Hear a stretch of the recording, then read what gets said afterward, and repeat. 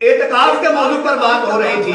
आज का हमारा इत्काफ के मौजू पर पहला मसला ये है कि इत्काफ अगर आदमी ने तोड़ दिया है तो उसकी कज़ा है कि नहीं। मेरे अजीज भाई, इत्काफ की कज़ा नहीं होती। आदमी को इस्तिग़फ़ार करना चाहिए, अल्लाह से माफ़ी मांगना चाहिए। लिहाजा अगर इत्काफ को तोड़ दिया है तो इत्काफ की कज़ा नहीं होती। आगे मसला ये है, किसी आदमी ने मन्नत मानी हुई थी कि मैं स्कूल से पास हो गया या मुझे अल्लाह ने बेटा दिया तो मैं 10 दिन का इत्काफ करूंगा मस्जिद के अंदर। तो उसको अल्लाह ने पास कर दिया, या उसको अल्लाह ने बेटा दे दिया, या उसको अल्लाह ने उसका कारोबार खोल दिया, उसकी मन्नत पूरी हो गई। अब उसके लिए जरूरी है कि मस्जिद के अंदर वो इत्काफ करे। लेकिन इत्काफ की हालत में क्या रोजा रखेगा या नहीं? तो मेरे अजीज भाई, इत्काफ जो होता है रोजे के बगैर नहीं होता। जो सुन्नत इत्काफ होता है या जो मन्नत का इत्काफ होता है, ये रोजे के बगैर नहीं होता। इत्काफ के साथ साथ उसको रोजा भी रखना चाहिए। आगे मसला ये है, एक आदमी इत्काफ में बैठा हुआ है, अल्लाह ने करे उसने रोजा तोड़ दिया। अगर उसने रोजा तोड़ दिया है तो उसका इत्काफ भी टूट जाएगा, क्योंकि इत्काफ जो होता है रोजे के बगैर नहीं होता।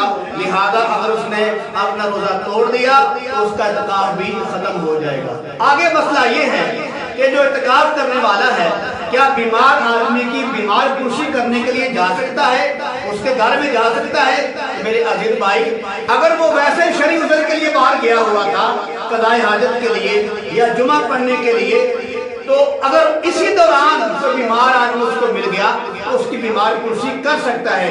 लेकिन स्पेशल तौर पर बीमार आदमी के घर में जाना बीमार कुर्सी के लिए, ऐसे आदमी का जो सुन्नत इत्काफ है वो टूट जाता है।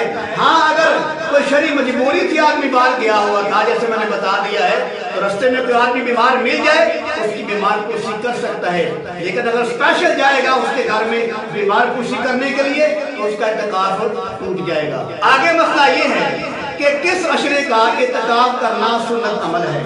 मेरे अजीज भाई, आखिरी अशरे का इत्काफ करना सुन्नत अमल है।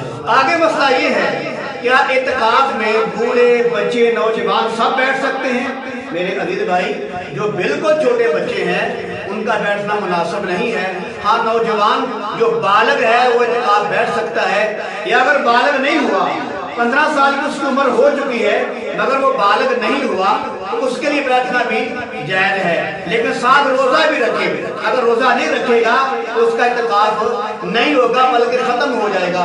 लिहाजा अगर कोई 15 साल का है, अगर बालग नहीं हुआ वो इत्काफ बैठ सकता है, बालग भी इत्काफ बैठ सकता है, नौजवान इत्काफ कर सकते हैं, बूढ़े भी इत्काफ कर सकते हैं।